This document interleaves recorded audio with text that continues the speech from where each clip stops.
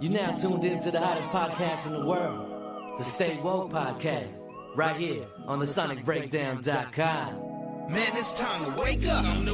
Get this cake up. Only thing I care about is switching. Welcome back to another Stay Woke Podcast. This is D. Ray Brinson, and you know the Stay Woke Podcast is presented by the SonicBreakdown.com. If you haven't checked out an article or a review, definitely go over there and check that out now on the SonicBreakdown.com. Today we have a special episode. Again, we're going to do another movie review, and today's movie review, or not even, I won't even say a movie review. It's more of a critique and analysis of Justice League. And we have another great panel today. We have Benjamin Ananawo. Cousin Benji on IG. Glad to be here. And then we have Ready for another episode. Thank you for having me one more time. And then we have the lovely Miss Jane. How awesome to be back, D-Ray, and people can find me on Facebook at Alana Jane, or I'm on Twitter at Alana Twits. There you go. And there you have it. So definitely go follow them and give us some feedback. Let us know what you think about the podcast. But let's get started with today. Today is going to be Justice League. A lot of people had some mixed feelings about it prior to its release. So let's start there. What was your expectations for this film? Because there are, as we've discussed on other podcasts, there's sometimes there's a subdivide or a division of DC and Marvel folks. I'll keep it easy. I didn't have a lot of expectations going into it.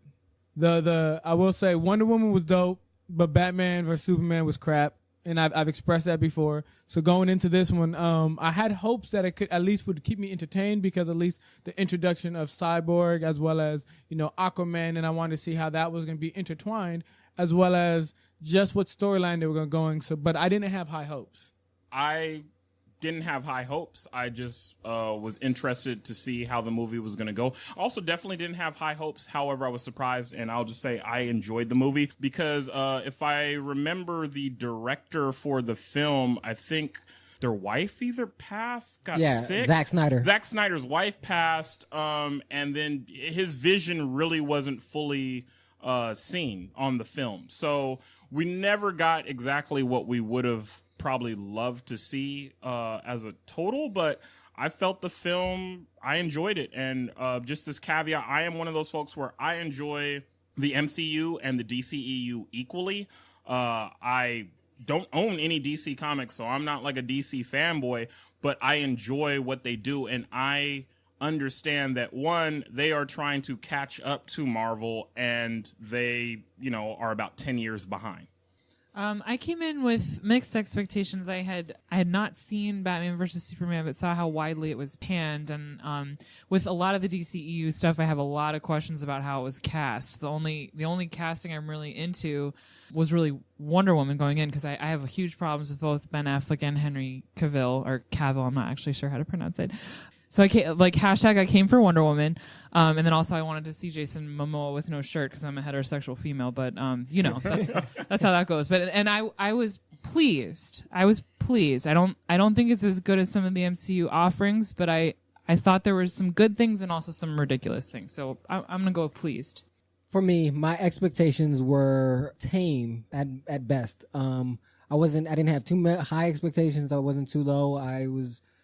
Because, again, I didn't really enjoy Batman vs. Superman. Ben Affleck is not one of my favorite actors, as we've stated.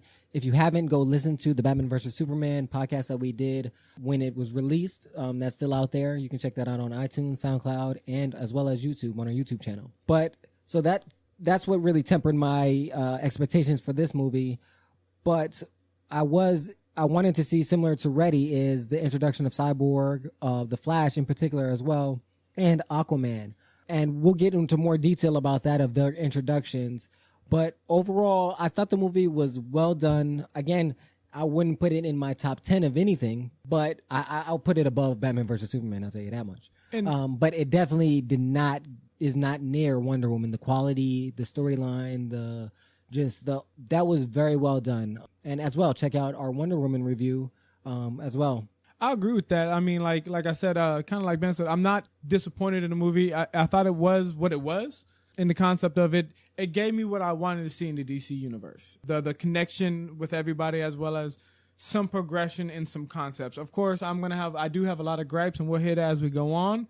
But it didn't disappoint, which was made me happy because I was ready to have that feeling like the Batman vs Superman disappointment. One thing that I realized that it's done, that it's accomplished, that Marvel's lacking, is we know from Batman versus Superman and then also even just a little bit when you heard some of the stories from Diana, Wonder Woman, that the overarching villain is Darkseid. In Marvel, literally, they have to show you an end credit scene of "I'll do it myself" or "to court death" or to constantly remind you, hey, we know that we have all these villains that exist in the world, but the main villain happens to be this guy named Thanos. It's a big purple monster. I mean, you don't know what he does, like, what his powers or anything, but we have not even seen Darkseid yet, but everyone knows Darkseid's coming. And that's one thing I'll agree with you on is the thing I did like about the movie, they never said Darkseid. Like, that was never brought up. But everybody know, even people that weren't big fans know it's Darkseid because just everything about his lore, it gets you intrigued. And if you didn't know who Darkseid is, it makes you want to figure out who is this big baddie that this dude is serving that seems to be pretty bad himself, you know what I'm saying? So it kind of pulls some of those fans in that may have not known about this particular character, as well as his relationship with Superman, as well as we're going to see in a few. Alana, what was your overall feelings of the movie? Like whether I enjoyed it or not. Yeah. It's like I feel. I guess the basic word for it is disappointment because I enjoyed watching parts of it. I always enjoy seeing Gal Gadot's Wonder Woman. I think she's exemplary.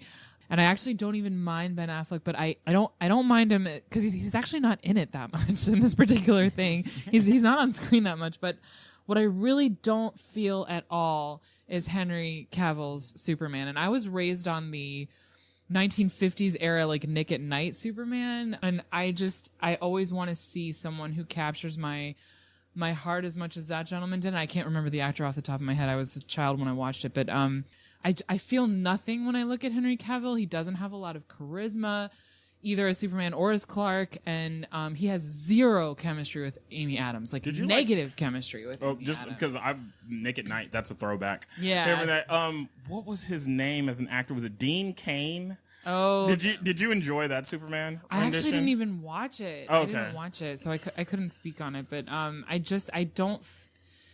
because I don't care about Superman, I'm missing like a huge thrust of the film, and I realize that they're all mourning him the whole time, and we resurrect him, and there's supposed to be all of this pathos and all of this energy created from trying to restore him, and I don't feel it. He's not Superman to me. I'd much rather. I don't care about Superman at all. Like, never liked the character. Never been a Superman fan.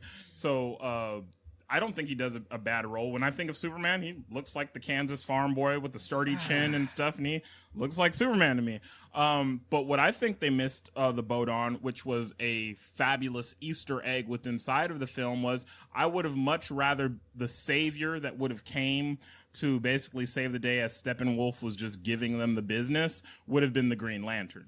I felt they could have kept Superman dead for this movie and brought Superman back later on to be a herald of Darkseid, and do that instead and just gone with the Green Lantern. But see, I gotta agree with you because the whole movie, the whole time I'm watching this, if all I can think of is like, where the hell are the Green Lanterns? Like, it made no sense that you did not see him.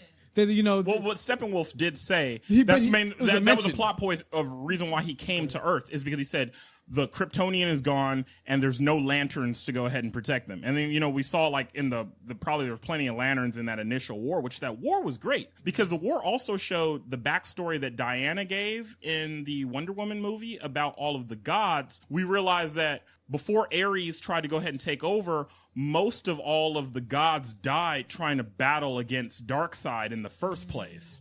So I thought that was interesting, and they did a great job of tying that up. I just want to pay quick respect to George Reeves, who's the actor who played Superman in the Adventures of Superman, which ran in the 50s in the U.S. I just wanted to. That's interesting that Reeves, like multiple. I know, Reeves. right? Yeah. Interesting. And then Christopher Reeves is Yeah. that is very interesting. It is interesting. Anyway, yeah, I saw him when he was a kid. It's like one of those things that grabs you when you're a child. And just to say about Christopher Reeves, interesting enough, I was with Halloween and stuff coming around. I watched Ghostbusters, and I saw the Bobby Brown music video that he had for like Ghostbusters, where they're like all through NYC. And if you watch that video, there's a clip of Christopher Reeves riding a bike.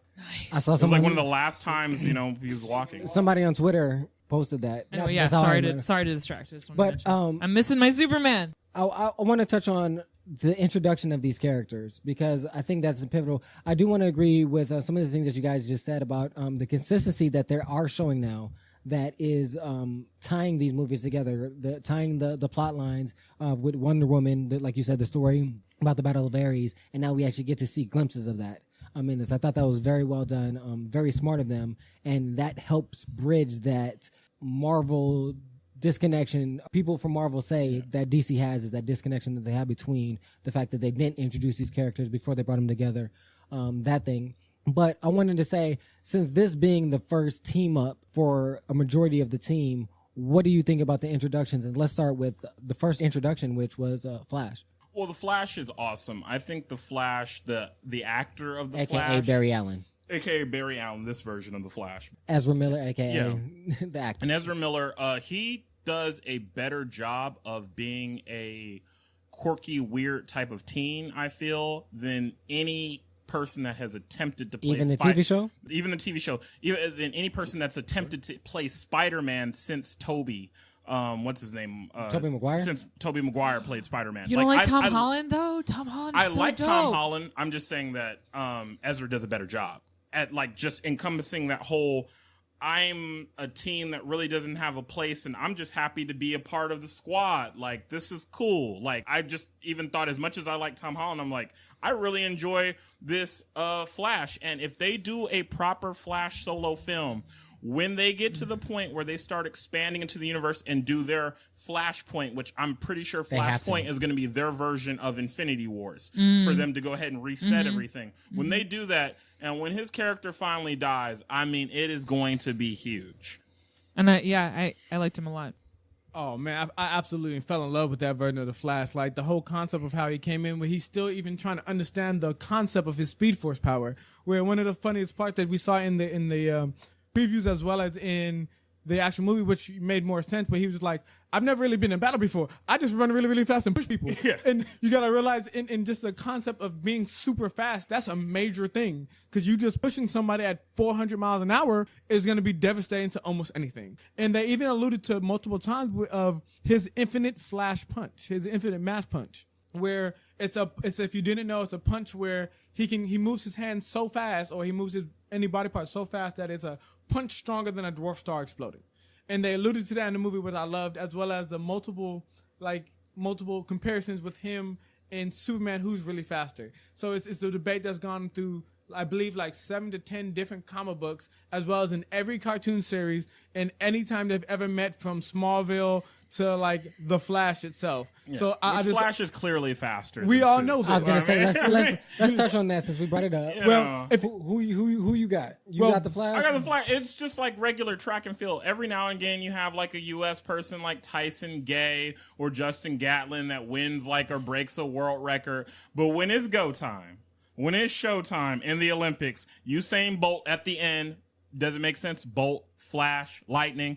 He's faster. It just is what it is. and plain and simple, Flash itself has the power of the Speed Force. The force itself that controls speed. He's the only one of the, like Superman could go back in time hours, but Flash can go back in time centuries. Like the level of speed, as well as not only that, but he is speed itself, where he could change his molecular structure to no longer be in consistent phase with the universe. But this is my only problem though, is he's fast enough to go back in time to go ahead and save his mother from dying, but not fast enough in time to go ahead and have a talk with his father for leaving him in the first place. Let's try to go ahead. Like, come on, Flash. Like, get some priorities together, man. That's my only thing. Let's try to go ahead and have a home in the Same, DC I universe. can't improve on the arguments of either Ben or Reddy. It's Flash all day. Okay, it's Flash consistently. All right. And I love the quirkiness comparison, like Ben said earlier, with the Spider-Man. You know, where you always need that I'm a newbie and I'm kind of just coming to this thing not knowing what to do, and that was their version. Everybody else, for the most part, had some kind of maturity to them, where they had some kind of experience that made them. So, for example, if we talk about Cyborg, right? Cyborg, I don't know what's going on with Cyborg. They needed some backstory. In this current iteration, all that we know is he came from a mother box, but they didn't really explain, who Sylvester. Oh my God, Sylvester Stone. Yeah, Sylvester Stone, who he really was. He was a super great football star, but they didn't really give that background. So it was less of like, you couldn't get that love for him. He was just like this random dude that got powers. And Sylvester Stone is played by Ray Fisher, by the way. Not Sylvester Stone. Cyborg is played by Ray Fisher, by the way. I was just gonna say, I feel like something happened to him in the revisions of the Justice League script, because the way they dropped him in makes it seem like he had a whole film by himself, and he has not. So they threw him in there, and he has beautiful chemistry with Joe Morton, who plays his father. Like that was really great to watch. Yeah. I enjoyed every element of that, but like it's very isolated. They had to make a lot out of very, very little that they were given in the script, and I would 100% watch a backstory of that. Like you could, Joe and Ray brought so much to their scenes that I actually, without even knowing, assumed there was a Cyborg film. The way it was dropped in. And I think the reason why what might explain that is that if you think about in the previous introduction of the characters, Cyborg had the longest introduction outside of Wonder Woman. Remember? Where they showed the dad doing the experiment several times. Like they did have that. So I don't think that justifies how this was written in this screenplay, or this script rather, for Justice League. But I think that might have went into the thinking of that. But I also think with his introduction, like I don't think at this point they could have done a solo movie, because in the comic books itself and a lot of the new iterations of Cyborg, his creation started in this whole time period. Yeah. So there was no Cyborg before the attack on the cities. Like he was just a regular college kid, and his dad was a super smart scientist that was working on a mother box. And certain things happened where he came in and he ended up becoming absorbed by the mother box and et cetera, as we saw. But like that's why I wanted them to give, since this is his origin story technically, I wanted them to give some prior. They could have even done like, I just needed something. I needed a flashback with him playing his football game. Yes. Getting into a car a la Remember the Titans, a little drunk, driving his homeboys, getting into a crash, and then having something that connects from the other DCEU with Supes or Lex or something. Like maybe maybe the crash of the car that he gets into is with a LexCorp truck, and that truck had a mother box in it, and therein lies like how everything like worked out, because I'm like, the mother box is how he has his technology, and we only see the mother boxes floating in the after credit scene of Batman versus Superman. Right, that's really unaddressed in the script as it stands. Like that's a great fix that you just proposed right there. No, y'all don't remember that scene where it's the disc that Batman gets, or the information that he gets basically from Wonder Woman, or Wonder Woman takes, and it has like all of them lined up, and that it had a whole bunch of scenes where the dad's doing experiments. He has the mother box there with him, and the son's like in the he's on the wall. He's on the wall like in pieces. In the Peruvian they don't even land have the stand. same storyline. Yeah, but something. But I agree with you. Something happened to his son, even to if put him on the wall. Even if they would have had that his son was crushed and disfigured and stuff by the Zod and Superman fight. Yeah, they never explained why he's so jacked up or how they even happened. Like, now that I agree, I'm just saying and that was a problem to me. They kind of explained the connection of him and the motherboard in that shot.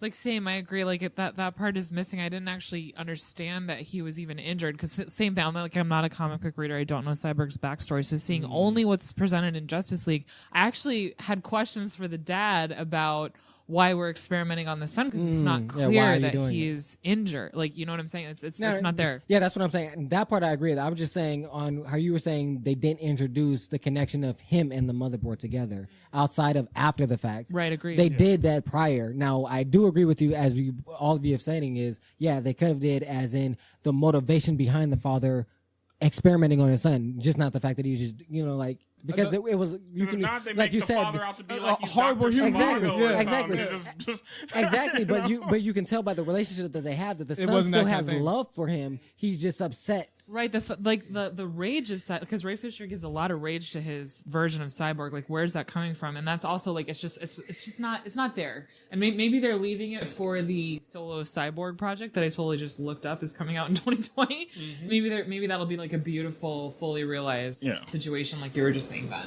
I think when they do that movie, they're gonna have to do the kind of like the back and forward where they literally start off with him playing football, and then all of a sudden all the war stuff, and then him trying to actually get his powers. Because if not, it's really not gonna make too much sense. It's gonna have to almost be like how Spider-Man put it in his single movie, how he did the Avengers whole fight, where it was like that his version of what was going on. That's the only way they can really do it, and it makes sense. What do you think about Cyborg's interaction with the rest of the group? Well, his interaction with Flash was beautiful. Yeah. They're both the two outsiders.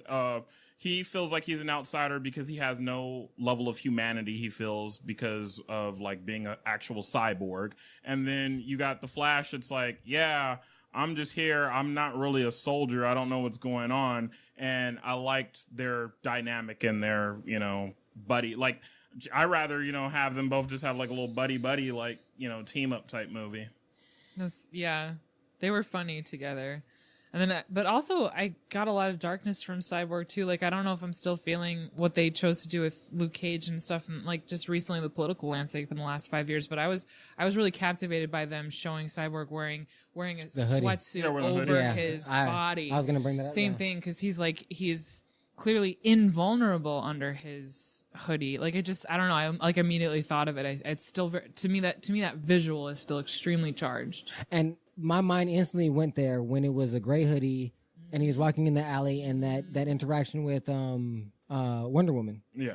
And then thought it was very well done. And it was an interesting commentary in a landscape that, as you said, a person that isn't invulnerable and similar like we said in Luke Cage, is that like crazy thing in this world we're not invulnerable.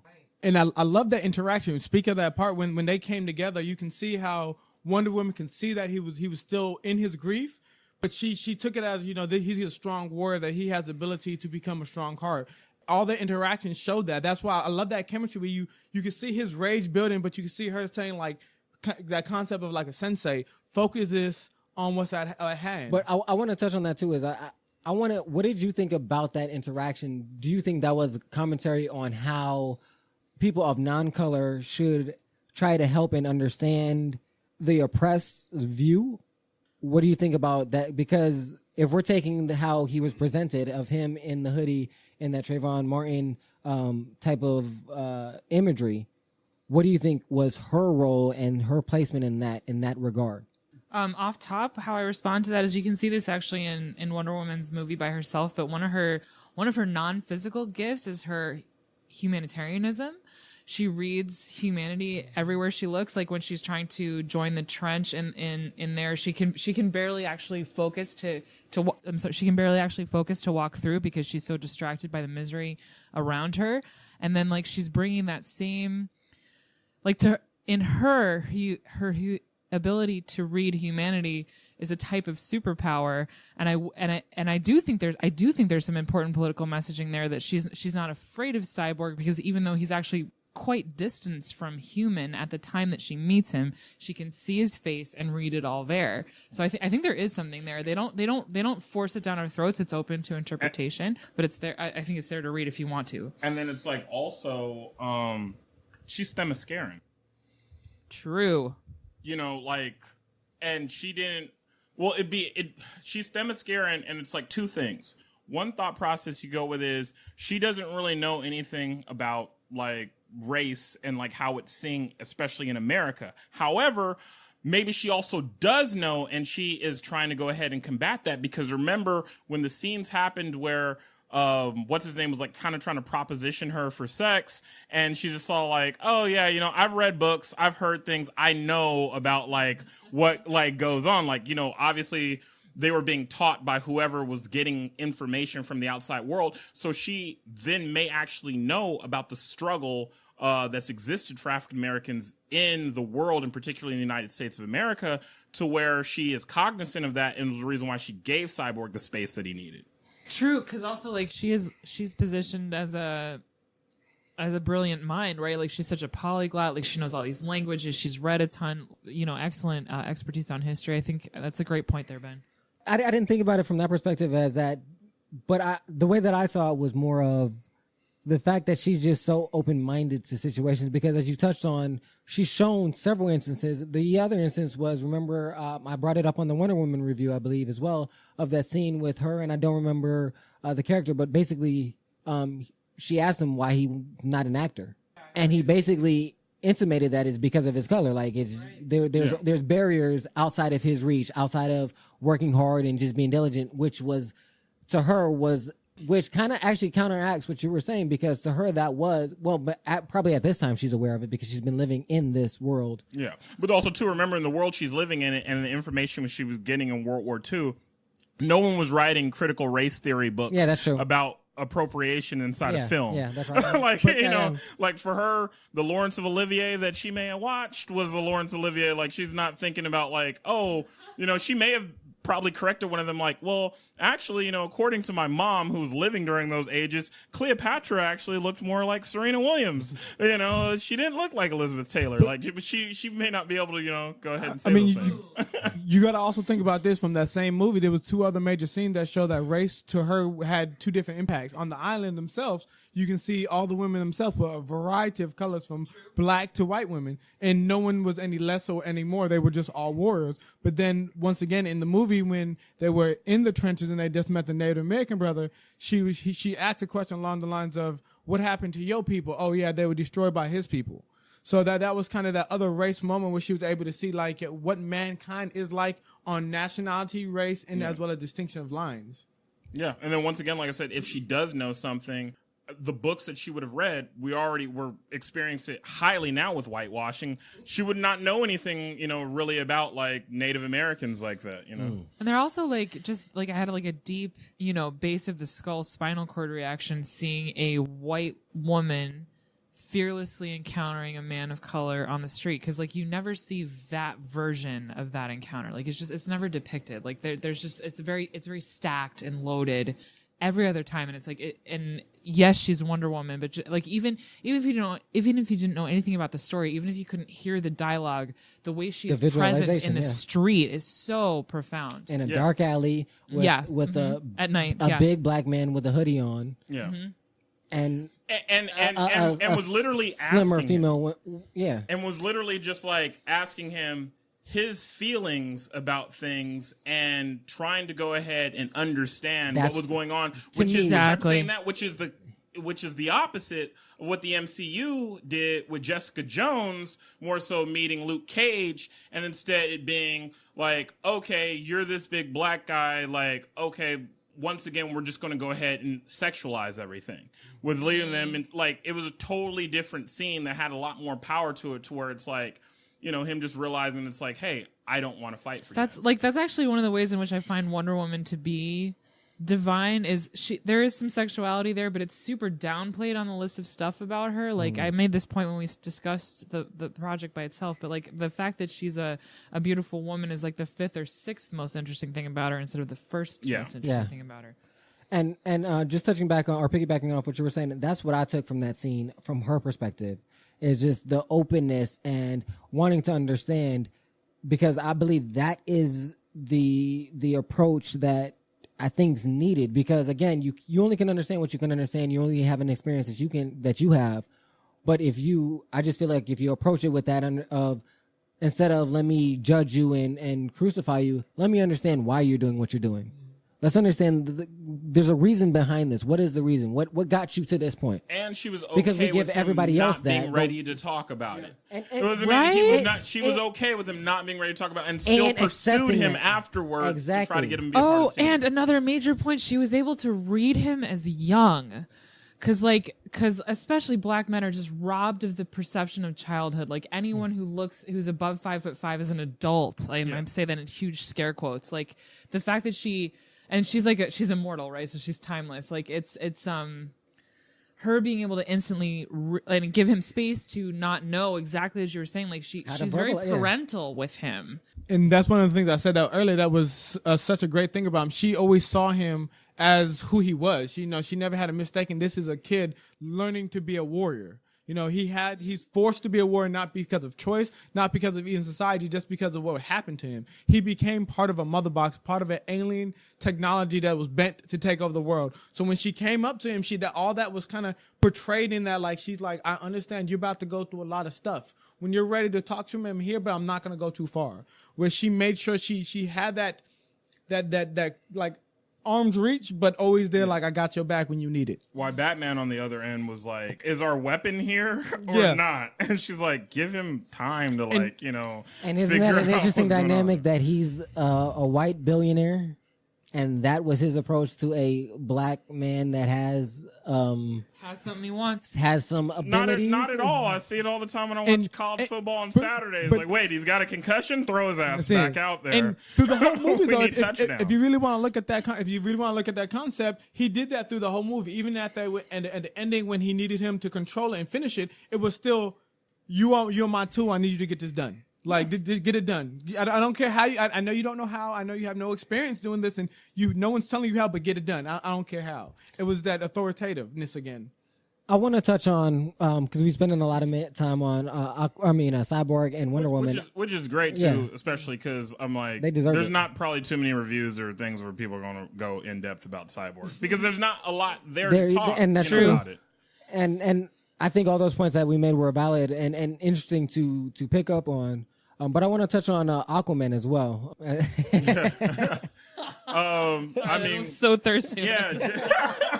It's okay. We pun intended. We okay with it. It's the sea. He is dripping off his chest. I'm disappointed somewhat in him because he didn't talk to no damn fish. I was expecting him to go ahead and like call out some I was expecting to see a scene like what you saw in Jurassic World with the end with the Megalodon coming out and just grabbing the special like dinosaur and pulling it. I was expecting to see somewhere Steppenwolf is like trying to go ahead and attack them, and all of a sudden you just see like an orca whale come out of nowhere and just grab them into the sea. I was doing that the whole time. The whole time they were fighting, I'm thinking like, yo, it would be so dope right now if a Kraken just came, started fucking some shit up. Like I was like, that would be so Aquaman. They gotta save that for the next Aquaman movie. Yeah. Even if they didn't even do like his basic powers when it just comes to him using it. You saw his strength, his skin. He can swim fast, but like. No, you didn't see his talk. Everyone knows Aquaman for the talking to fish. Maybe they were trying to get away from it because they didn't want to be funny. By Steppenwolf in his own arena. That's what I. That's like for real though. Like you in the water, in the water. Superman is not supposed to be able to get with Aquaman. Like Superman has problems with Aquaman in the water, So I'm like that's supposed to be. Now, granted, he didn't have the trident completely yet. He went to go get it, so you could tell in the backstory that they're basically saying he's new to this, not true to it yet in the terms of his powers. So that's cool, but also, I'm really hoping that. For his villain, like they better have Black Manta in there, because that's what I'm trying to see. I'm trying to see Black Manta. And you said you were disappointed too. D-Ray, say more about that. I was disappointed because I think that would have been a prime opportunity to at least even mention Black Manta. Black Manta? Black Manta. Yeah, so Black Manta is his villain. Great actual backstories that I'm interested to see which backstory they get into. So Black Manta... Has that been cast yet? Do we know who's going to be Black Manta? I think they have cast it. All right. And Black Manta... There's a few backstories, but one of the backstories, he's, trying to go ahead and take over the ocean. This is my favorite one. Gets into it with... Aquaman ends up like taking Aquaman's son. Aquaman tries to come back for his son. He kills Aquaman's son, dies. And but see that storyline has two splinter cells because one side he dies, the other side he doesn't die, and he loses his hand. One second.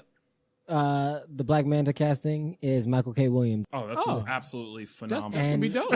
Yeah, exactly. Nice. I just wanted to throw that in there because once I saw that, I was like, ooh, yes. Chalky White, baby, a.k.a. Omar from The Wire. Exactly. I mean, it goes on and on. See, if they do that one, I personally would rather them do the one where he loses his hand over the one where he loses his son. But when he loses his son, you do get the ability of Aqualad. Yeah, but also when he loses his son in that backstory, Black Manta takes off his helm, Yep. and the readers, they have it as like a fourth wall type of break, and the readers are like, what? Black Manta is black? And he like makes a thing where he's basically like, hence the name Black Manta, because due to racial injustice, the character was created to where, because there was no place for his people on land, he wanted to go ahead and then take over Atlantis for African Americans then to go ahead and rule under in the sea. Oh yeah. And so that's why he has to wear it. Yeah. And then on top of that, another backstory that existed, which was the original one, which was kind of dark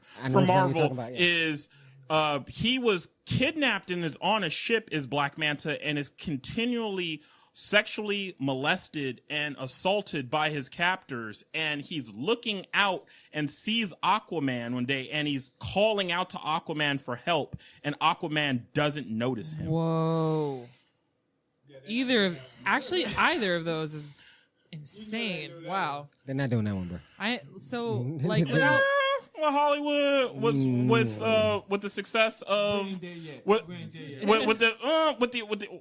what just won the Academy Award with the success of Moonlight. Like, Also- I mean, it depends on who's writing it. The movie, also yet. Terry Crews just cracked open who can be a victim of sexual Yeah, assault, who can be that's true. sexual That's assault. true. That's true. which is 100% And it would make sense that serious right now. if Momoa's character, obviously the age difference, it would be the King of Atlantis the prior mantle of Aquaman may have been the person right, that 'cause didn't he's help younger him. than this other You guy. know, Yeah, yeah, so I'm just it'd be. I very- was. What did I you, just want what them did to you get guys to make of the Aqualad. aesthetics of it though? Like, because I one of the things I loved about seeing Jason Momoa is that he looks right to me. Although I didn't read the comics. I mean, yeah, he looks. I'm glad that he made this movie because, like, had his career been at the height that it is now, about 15 years ago, then instead he would have been cast opposite Johnny Depp in a Pirates of the Caribbean movie. Oh no, you're right. You know, like as the You're right. villain of like a Pirates of the Caribbean movie. You're right. So And, the aesthetics are perfect for the way Nice. Aquaman's supposed And to look. just quick shout out Except- to introducing him in like fucking Iceland or whatever they are, because I really liked the contrast of Water God coming out where it's all glaciers and super cold shit, and he's just like, Wev, I'm good. Like, I And don't once know. again, you get the mythology of what we talked about in Right. a prior podcast where we were talking about the mythology of the North mythology of Yes. Valhalla and all those things. Once again, very close also with the water when it comes to those gods and Or goddesses. like right, and like anywhere is like anywhere he walks is Atlantis. Like that Yeah. message is very strong the way that he is laying that out. Yeah, similar to like what we said about the people of Asgard. Yeah. I want them to get wherever story they take Aquaman gets Aqualad. I like Aqualad. Because if they bring Aqualad, that means that's- that means Black Manta has to have sex with Atlantean. I'm not that big of a fan of Aqualad. You ain't I'll be Aqualad. I honest. like Aqualad. Aqualad, his story itself is engaging, even just- though He gives- technic- he gives me- technically he portrays He his gives father. me Rhodey vibes. He betrays his father to work for Aquaman. No, but Yeah, he gives me Rhodey from MCU but in- / the Falcon. He in- gives Why me the not? black sidekick No, role but in vibes. Young- I'm that- not down But with that works. That's But who he in- is. He's a sidekick. no, but in Young Justice, he ends up being He's the the leader. leader, even over Robin. He's the leader over Robin, but does Robin never listen to his ass over anything? The decisions are made through Robin. Like Aqualad, like if he's supposed to be the leader, it's like if anybody listening to this is a sports fan, it's just like when Donovan McNabb was leading the Eagles at quarterback. Like don't do him like that, bro. Aqualad's kind of like the company black man, like superhero person. Like I'm Oh, just bruh, not come really. on, bruh.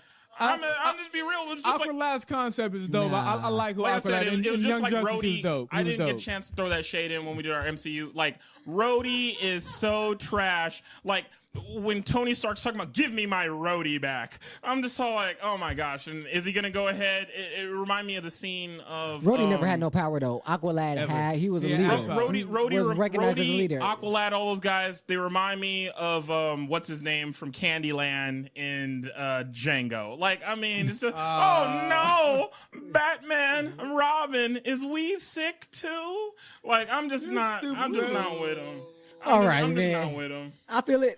I'm with him. I hear I like beef. Aqualad. I don't like Rhodey though. I'm gonna be real. I never did. I like Rhodey. But what I'll say is, I like Don Cheadle's Rhodey. let's. I mean, I like Don Cheadle as an actor. I liked Terrence Howard's Rhodey. Nah, I didn't. And for I every didn't. person Nah. that enjoys Iron Man, just go read the backstory when Robert Downey Jr. was on his third chance in Hollywood after he had made his recovery before, and then was put on Ally McBeal, won an Emmy, and then had a relapse again. Wait, it was his hold homeboy on. Terrence Howard that got him the role with Iron Man. And then when Terrence Howard wanted to go ahead and renegotiate a little bit more money and asked his friend to go ahead and put a nod out there, Iron Man turned into what's the character that's now in the MCU? Iron Man turned into Black Bolt because he became real silent.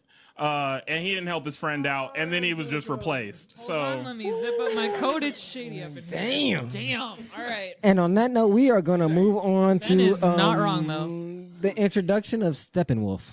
What do you think of him as a whatever. villain? He was an okay villain for what he was supposed to be. He was bland. initially supposed to be a side villain. All the other villains that we see typically in He is these weak, bro. films are. I mean, he was giving Wonder Woman the business. He was putting He's getting- hands on Superman. and then he was got putting and then, hands on and Water. then he got whooped so easily though. I mean, Come on, shoot, bro. he was killing. He killed all those Themysciran Amazonians left and right. true. I mean, he was tough. But then he got ate by his own things. Come on, bro. That's just weak. I He wish should have been strong enough to knock them off though. That's all I'm saying. I need my villain to actually make some screen time. Like, I respect the state of the art of CGI, but the fact that we never even see Kieran Hines, like, I feel it. He's got a beautiful voice, but that has nothing to do, like, the vocal performance is there. I can't disrespect it, but, like, I can't ever get there because I know I'm looking at a drawing the whole fucking time. I can't get past it. I would have much enjoyed. This was missing instead having Granny Goodness and Caliban of the New Gods, like To me, in here. I would have liked that better because Steppenwolf is always like you said earlier. He's a side character. Like if they really wanted to do a real good introduction to the dark side, they could have had Granny Goodness. They could have had I forgot her name. The chick with the axe. There was this one chick with the axe. Barda? Yeah, Barda. Okay. And these are some of the more the staple people of that island, you know, of that world. But they use Steppenwolf was always a bitch character that's been beat up one-on-one just by a Green Lantern. Like he in the comic books, he was never... he in the comic books he rarely has been around, but he killed Allfather of Highgarden. Highgarden. Yeah, He was Highgarden, Highgarden. yeah. He killed the Allfather of Highgarden. He killed his Do wife. you remember how he did that though? Yeah, it was just some random beam by accident. Yeah, it wasn't even like I tried to. It was a bitchness. Like he shouldn't have been the main person to introduce Darkseid. Like I really, if you really wanted, they could have got. But even Granny in the Goodness. cartoons, they went ahead and did that where Caliban wants to go ahead and do it for his father and stuff, and he's just all like, "No, I need a proper hunter," Yeah. and he picks Steppenwolf. So it was every time. So you know they're just keeping with And it. then with what you said earlier, D-Ray, he didn't die. He did get jacked up because remember they do respond to fear, but he just opened the mother box home. He went home when he got sucked up into the portal. He's not dead. Yeah, he's not We're dead. gonna see him in the next movie. Yeah, Steppenwolf's 100%. He's not dead. He just got sucked up home. Darkseid may kill him. And he was killing Green Lanterns on the field in that flashback left and Like- right. You saw rings just flying. just flying, just falling from the sky like it was raining rings.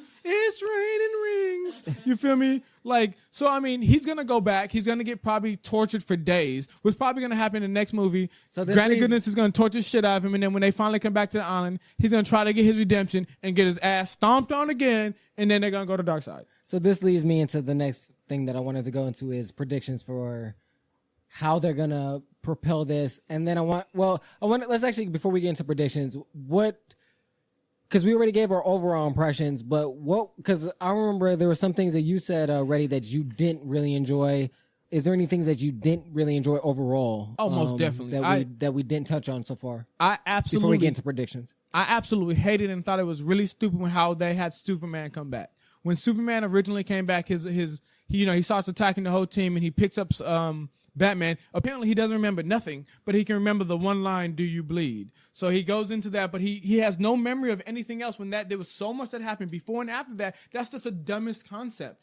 And then the whole use of him as Superman, most of the fight against Steppenwolf, you could have told everybody else to sit down and take a seat and just have Superman really go in, because when he defeated him, it was like that. It was like, why did I need y'all in the first place? And it lowered the ability, because Wonder Woman is actually, in the comic books and in every concept of it, she is a trained warrior. So how easily she got slapped around by Steppenwolf so many times did not make me feel good, because she has the strength of Superman as well as she has a better battle sense. Superman just has more powers, and they made it seem like Superman was not only the better fighter, but he was the better being. But in all honesty, she should have had more screen time fighting him and winning against him instead of getting her ass whooped. Well, I thought he's such a powerful being. It just lets it set up for, the same thing where it's like, oh, well, you guys had trouble with me. Well, Darkseid's going to be on his way. But with Superman, I would have done this. They did it in one of the DC animated shorts, which DC's animated is absolutely phenomenal. The best. It's way better than Marvel's, actually. Without a doubt. And they had the situation where it was like, I think it was the Flash paradox, and Superman's been like held in this like area for forever, and he's finally like freed, and he looks emaciated and stuff. Weak and anorexic. Yeah, weak and anorexic, and he comes to the rescue, and then he just like is so confused by what's going on, he just boom flies away. I would have rather that happen. I would have rather Superman goes through the scene, they bring him back, he like is crazy, he's absolutely wrecking them. Lois Lane comes out there. His mom comes out there. He has like a brief moment where he like, has some sanity. And then I would have liked him to kind of like just kind of lose his mind for a bit, push Lois and his mom away, and then just boom, just take off. Fortress of Solitude. Go to the Fortress of Solitude. And then find a way to beat Steppenwolf without him, so that the second movie starts out with them on their way to the Fortress of Solitude to figure out like what's going on with Superman. But before they maybe get there, a boom tube opens up and Darkseid gets him. I don't know. Those deep rewrites, though. Hey, shoot, the things about these movies, though, they were doing rewrites like, a week before the film was coming out. The reason why I kind of like yours, because it would have been a really good introduction to why Green Lantern came. Because the boom tube would have came, Darkseid would have came out, Superman would still been MIA. They could have done something like, Superman's been missing. We saw him come back for a few days, and then he's been missing for the last 16 months. Boom tube comes, and then Green Lantern's like, yo, I got this. And then they realize that even with Green Lantern's power, that they're still getting the ass whooped. What they fail to realize, in my opinion, is Superman is their Hulk. And there's a reason why they're not doing they're doing other solo Hulk films. Because the character that highly powered needs people. Like it defies logic. Even in fantasy, it's just like, well, why don't you just have him take out this person if he's this crazy? So it's like they should be a coming attraction. Similar, I always grew up as a wrestling fan as a kid, and you only, back in the 80s when, there was only a little bit of TV, you only saw Andre the Giant on TV a few times. No, that's true. Because it mattered when Hulk Hogan picked him up and slammed him.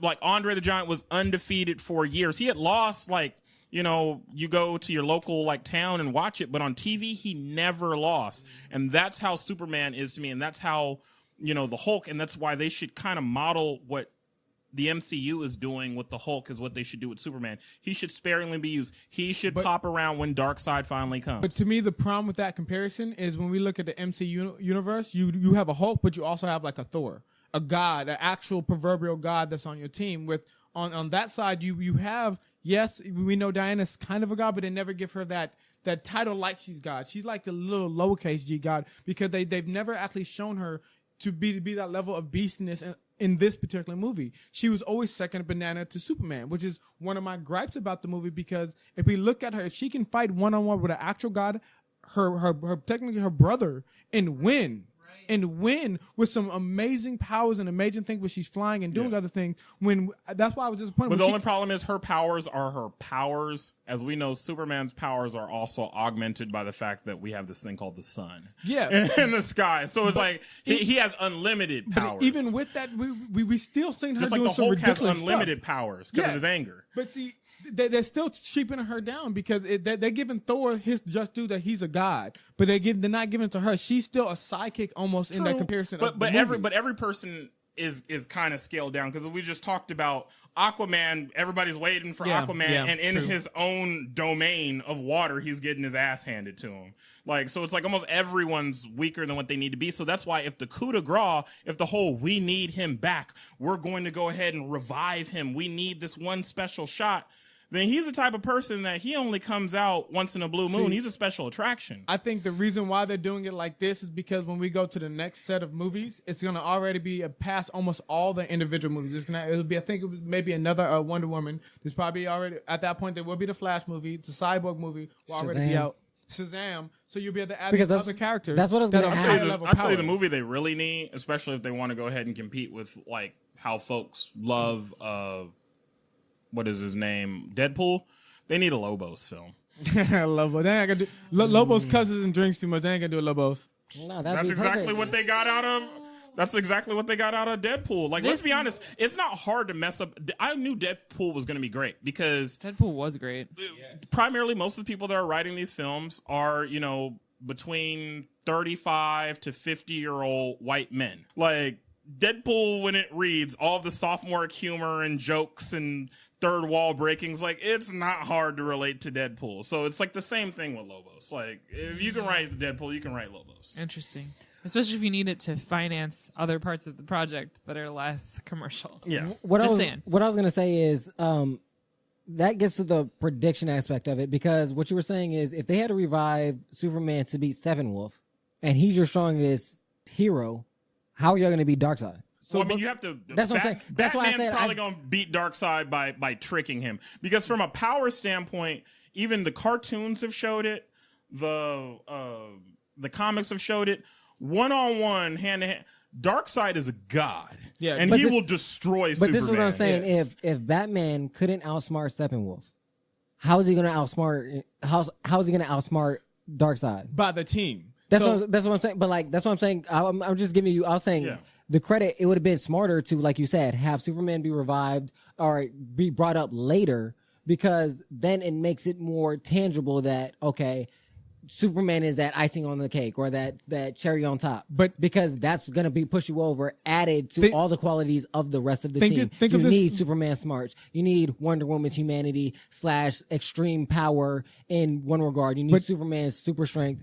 Like Well, everybody has their role. The And reason why that's the ending. the reason why I think they did like this is because once we have all, like I was saying earlier, once we have all these other movies come out, I think they're gonna have like Darkseid does come, and then Superman. Right now, Justice League is gonna go against them and absolutely lose. They're gonna get their ass handed to them, and that's when they're gonna realize they're gonna need the Green Lantern. They're gonna need a bigger team. They're gonna need Shazam. They're gonna need them, and they're gonna bring them in because Shazam has equal powers almost to Superman in almost every regard. The strength, the speed. He has this magic on his side. He has natural ability. Then we have Green Lantern, which is one of the most powerful beings in the cosmic universe of a ring that can construct That's why. everything. That's why they're going to beat him, because Yeah. simple as that is. The difference is they didn't have it. In the next movie, you will hear "In brightest day, in blackest night, no evil shall escape my might. You feel Let me? those who worship evil's Evil's might might beware beware my of power. Green Green Lantern's Lantern's light. light." You feel me? When you hear that, you know It's it's over. on. It's And hopefully it's John Stewart, Green Yeah. Lantern, but it probably won't be. But No, it'd be cool. but if they it's have John said Stewart. that the Green Lantern movie is going to have multiple Green Lanterns. It's not just going to be about one. They want to do the three of them. They want to do the Guy Gardner. Okay. They want to do the John Stewart, and they want to do the Hal Jordan. It's not the Green Lantern movie. Is not going to be about one. It's going to be about the Corp. But it's going to be the Corp in a certain section of the universe. So that's why I like that concept, because I wish they did the Blue Lantern movie though. But no, that's that, like the, that's but like see, the best. you're getting it too story. confusing now because you're getting too confusing with all the Blue different Lantern colors. is hope. It should be though, because that's different. That's a different, like depicting the trifecta. Like that's gonna be different. A different way to do it. I'm interested.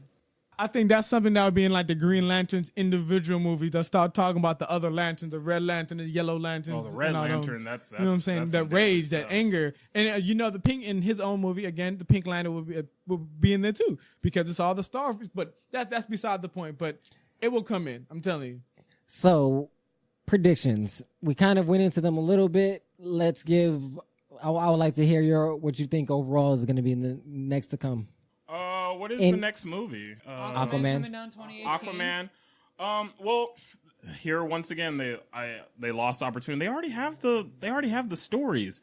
I enjoy it when they did Justice League War, and at the end of Justice League War, because of everything that all the humans did, it affected what was going on in Atlantis, and then Ocean Master was all like, okay, like we need to, Dad, go ahead and attack the humans. But clearly I think they've shown that Aquaman's father's dead. His mother is dead. I don't see Ocean Master anywhere. So I don't know what is going to be next. They had Lex. Lex is basically, you got to figure out what is going to go on with Lex. So we just looked up the next coming set of movies in order. It will be Aquaman December 21st, 2018, Shazam April 5th, 2019, Wonder Woman 2 November 1st, 2019, and then an untitled DC film 2020 February 14th, then Cyborg That's gonna be the untitled, Justice League and one, then I it's going to bet. be Green Lantern Corp in 2020 after 2 untitled DC movies. Okay. And now one of those untitled DC movies that has been confirmed in the past that it will be another individual Batman movie with Ben Affleck. But he's trying to get out of that, which I hope he does because he sucks as Batman. So I know that's going to be one Batman, but I think the 2021, it probably will be I believe the June 5th, 2020 will be the next Justice League. Yeah. To be Because it's honest, right I before don't know Green where- Lantern Corp. To be honest, I would hope, this is where I hope it would go. I would hope they might even take a page from Marvel and take an aside from the dark side and focus on the Flashpoint paradox maybe and use that as a movie. So similar like to how Ultron became almost like a mini villain in the long 10-year arc of the MCU's goal of getting to the end, where it's like, okay, you've fought all these villains. Now, as a result of fighting the villains, you created this other villain named Ultron, which then caused what happened on Sokovia, which then is, what led to dude killing the Black Panther's father. It pushed the story further. It'd be interesting to go ahead and get that to where possibly Darkseid is able to get the anti-life equation easier because there's something that goes wrong with the multiverse because of what the Flash does. Ultimately, the Darkseid story is cool for the DC EU. I would have been cool if they would have at this point already got to Darkseid and we had the end of the movie, because to me, their strength is in their multiverse. And I would much rather watch the Flashpoint Paradox, and I would much rather watch a Crisis on Two Earths and get a chance to go ahead and see the Injustice League and talk, because the one thing that Marvel lost out on is they didn't really go after Civil War the right way, where Civil War ends up being a microcosm for the macro world that we live in with regards to the Patriot Act and regards to the destruction of the Fourth Amendment. So nailed it. Hashtag. So with that, I'm looking at it to where I'm like, man, it would be awesome if you bring in the Injustice League to where then you talk about, hey, wait a minute. Who appointed you superheroes like the rulers of our governments? Amanda Waller talks about it a little bit, and we get a little bit of it in Suicide Squad and, stuff. But it'd be great to really figure out hey, so here's what would happen if the Justice League was evil. And as a result, now that puts a set in motion of Cadmus, which is their version of S.H.I.E.L.D. / also a little bit of Hydra, which then is okay, now for the next 5-6 years, we have a story plot line to where the humankind does not trust, the Avengers at all. Or not Avengers, but the Justice League at all. So I'd rather it go that way. I want them to wrap up the Darkseid story quick.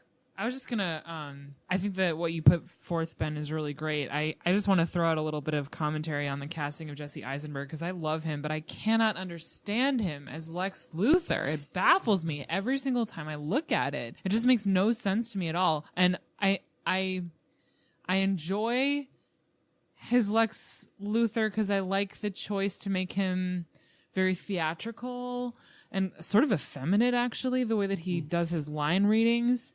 But I see because they're clearly leading they're putting it out there that we can have an Injustice League project very soon. It's maybe one of these untitled ones that we just read down with Reddy. Because in that little PS at the end of Justice League, and I can't see it. I can't understand it with Jesse Eisenberg in that casting. That's actually and that goes back to my original point about whether I enjoyed the film. What is going on with the casting? I'm still not into it. I would much rather have, since obviously it's He was not working Victor out Doom. with Fantastic 20th Four. Century Fox, I would much rather have Julian McMahon as Lex Luthor? As Lex Luthor.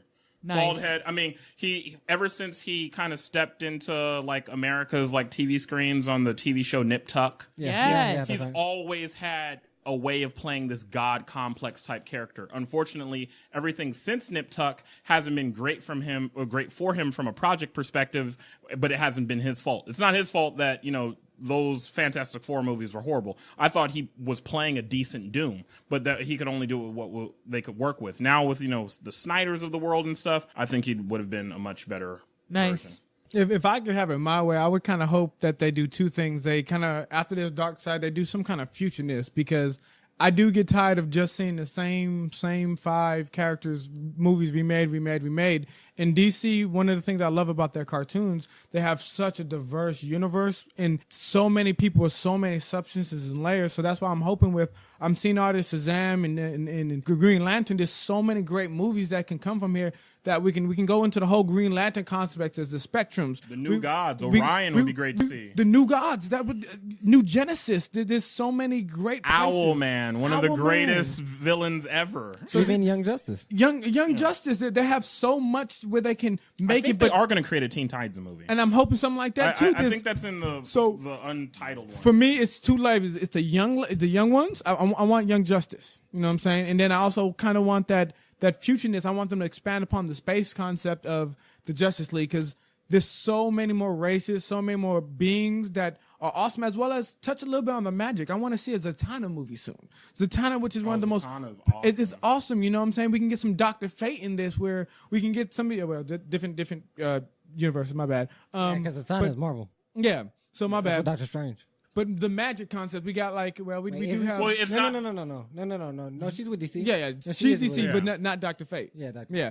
But we have, and that'll be another strong female in a different capacity, where it doesn't have to be, I'm going to whoop your ass, but I'm knowledgeable in a whole nother craft. So, I want that. I want them to expand upon the 5 that we always see. Even in the cartoons, it's always Batman. It's always Batman. It's always Superman. Cyborg has started to getting a little bit more. I do want to see more What with you're him. saying is they need a Guardians. They need the Because Guardians. that's what a lot of people that were like, what? Guardians of the Galaxy? How's this going to work out? But what it did was it expanded one of the best things about the Marvel universe was when you start getting into outer space. Yeah. Is they've always been more latent when it comes to sci-fi. Yeah. Why DC has always been more realistic, but even when they do space, they do it from a realism standpoint, because they're like, there's not a whole bunch of different alien races as a result of you're just flying out there. There's alien races because there happen to be different universes, and there's different flashpoints and paradoxes and time loops. That's the other one I want. I would love to see a Flashpoint Paradox movie. That would be the epitome. That's one of the best stories, as well as shows that actually it's nothing about really Superman. It's one of the few, or even Batman. It's really about one of the few underrated characters, not understanding how powerful the Flash fucking is. Everyone has always doubted him. All the Flashes have been technically just for you that didn't know, there are multiple different Flashes. Yeah. Have always been technically one of the strongest characters in the universe, because when you think of speed, you can't just think of it limited. It's so much more than that. It's if I can take your speed away from you and freeze you in time and space like he did with inertia, you're stuck in space and time, can never move and never blink, and you are that. And he's done that to Superman, but he gave it back to him. But it's because he tough didn't to want kill do him. that when you got once again I always talk about you put up the mirror. Yeah. And Professor Zoom is great. But however, on the flip side, when most of your villains are Captain Cold or Gorilla Zod, where there's a magical gorilla city that exists somewhere, and that's the reason why that stuff's been on the WB. Yeah. But that's also why I wasn't talking about individual movies, but because Flashpoint has multiple people involved in it. When one of DC's most crowning achievements has always been they have a diverse cast that work well together. Even the villains work well together. The good guys work well together, where they've always had a better team base than Marvel. Marvel has great individual. You love watching individual Marvel stuff because it runs like that. Just individual X-Men, because they have a team concept. You have Inhumans, team concepts. So where you can do movies about a group of people and it still be great. But DC has always been, as a whole entire universe, one thing compiled together. It's always a great TV show, movie, or anything it does. Yeah, because I like to see a Grundy movie that was basically shot what was that thing? Was it James and the Iron Giant or something like that? Where it's like, Grundy like exists in a town where the town's like cool with the fact that he's a zombie, and there's like, a kid that like plays with him. Magical dead and zombie. then eventually, CDC and the government finds out about him and they're trying to go get him. We've covered so much in this conversation about Justice League. Is there anything else anybody wants to say before we get out of here? No, except for, Marvel fanboys and girls can eat it. DC is not as bad as you think it is. And DC, you have to do better, though. This was a good attempt. You can do better. And I expect DC to do better because I think their solo films all of them are going to be to the quality of Wonder Woman. Yeah, Wonder Woman's That's changed the the game. standard. Change the game. Raise the bar, like you said. I think just my closing thought on this is if anyone is an Arrested Development fan, every time Amy Adams wanders onto the screen, I'm like, her? So that's my comment. Mine is simple, like I said before. Don't stay limited. That's what one thing I'm liking about Marvel right now, with them potentially about to kill off Captain America and our Iron Man, bringing new diversity into the cast. Marvel has a little more limited in what they do because it's still Iron Man, but it's a different black female, which is dope still. But DC has such an expansive universe. Use it. And so I want to say thank you to the panel. Definitely, Alana Jane. Check her out on Instagram and Facebook. We got Ready, and also check out Benjamin Ananawo on Instagram as Cousin Benji. I want to say thank you again for listening to another Stay Woke podcast. We really enjoyed this. We are going to have a top 10 movie podcast like we did last year. Check out our last year's and listen to that one. And then we will do a Star Wars review. We're going to try to cram all these in before the end of the year. Shit, yes. And it's coming up shortly, but we'll do our best. Let us know what movies you think we should review. Tell us what you think about this commentary. Tell us what you think about this, the critiques and analysis for any of the movies we've done so far and what we should do moving forward.